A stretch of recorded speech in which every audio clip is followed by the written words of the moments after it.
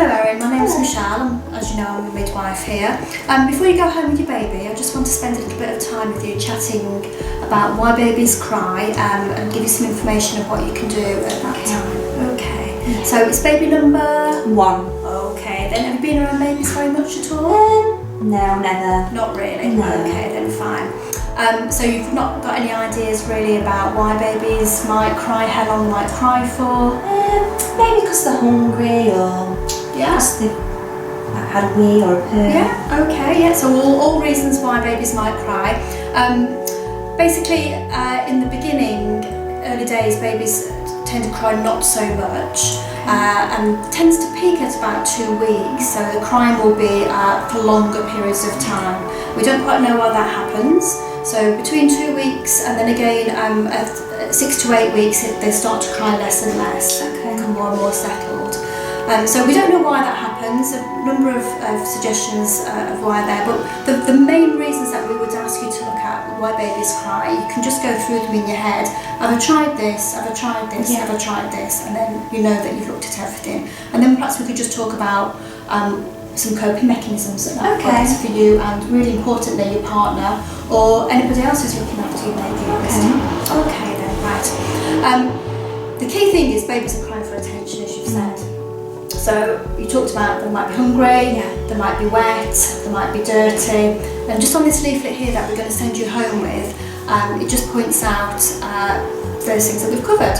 So hungry, tired, we might not think that babies get tired, but tired, in need of a nappy change. They could be cold, it could be environmental, they could be too warm. So a number of things there. But the design really is just to get your attention, and that can be sometimes very frustrating. I know. If you're worried about your baby, if you think this isn't normal, I know I've not known my baby for very long, but this is not normal, then you must get a hold of your midwife or your GP or your health visitor. Okay.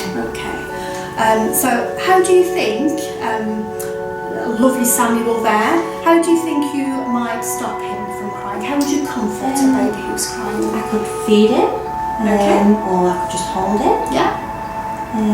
I don't know any other reasons really. Okay. So yes, absolutely. So you're going to go through your list of things. Have I fed him? Is he wet? You could perhaps rock him a little bit. You could sing to him. You could stroke him. All those are quite soothing.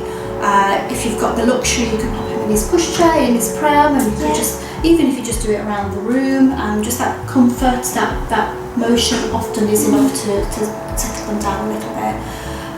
Okay then, that's fine. If you're worried that the crying won't stop, you certainly would, as we said, you'd be in touch with somebody, wouldn't you? So you'd know that that's not normal for it to be persistent all of the time. Contact my midwife or my health visitor or GP. Brilliant. Okay, that's fine. And obviously, sometimes it's just for no reason. As long as you've been through the process, that's absolutely okay. You've gone through all of the steps there, right? Okay. So ultimately, I think I probably want to let you know that it's okay if you can't settle your baby after you've been through all of the steps. You've worked out it's not this, it's not this, it's not this. I've tried this and this and this. It's absolutely okay if your baby's in a safe place to bob baby down and to walk away. Okay. And we can all get when we're tired, things can get the better of you. You know, just make sure baby's safe and in a place that he would normally go to sleep, his cot or his Moses basket or his pram. Put him down and then walk away. Just into another room. Don't go down the shops, but just into another room, or do something for yourself that's going to alleviate the stress that you're finding. Okay. Doesn't mean that you're not a good mum.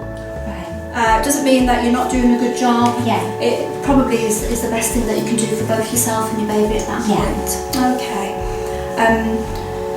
So I guess walking out the room, getting some fresh air, and going back after a couple of minutes just to make sure that baby's okay. Just check on him, and often they will self-soothe. He'll maybe fall asleep himself. You probably walk back in and he's just looking around, and that's absolutely fine. That's the outcome that we want, isn't it? Okay. All right. I guess it's really important as well then, because what's your fella called? Tom. So that Tom also knows all about this. Sometimes it's even more difficult for partners because they want to fix everything, Yeah. don't they? And in this respect, you know, you can't tell us what's wrong, can you, Samuel? No. And it's important that Tom knows that it's okay Yeah. to go through the same process, and if he needs to put baby down in a Yeah. safe place and walk away, just gather himself. Okay.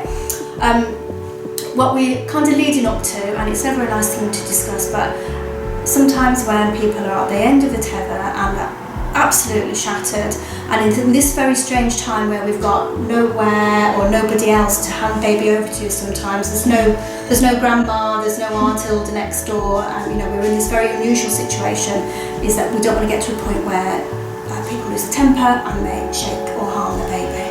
Okay, so that's very, very dangerous. Yes.